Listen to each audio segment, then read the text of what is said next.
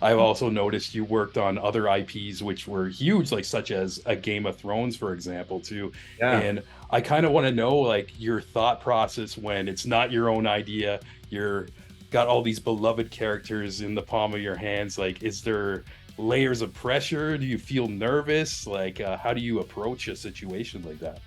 Well, I certainly felt a degree of responsibility. I don't think I felt nervous about it, but it's certainly responsibility, especially when you're sort of doing like some very important characters' death scenes and things like that, and you're like, okay, I've got to do this right.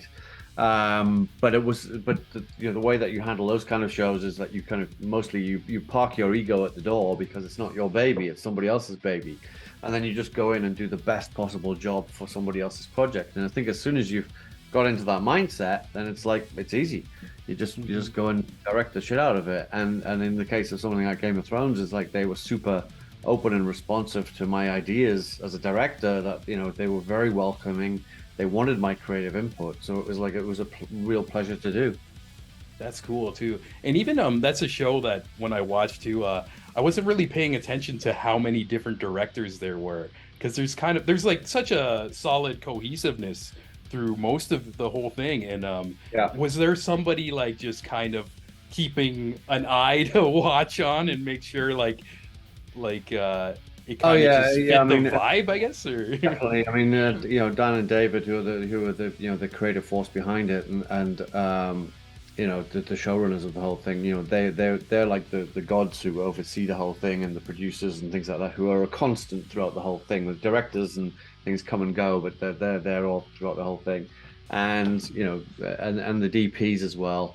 They see what's been done before. They know they have to kind of conform to that, and that's what they embrace. It's like, nobody's going to come in who's going to take the thing on some, dramatic tangent.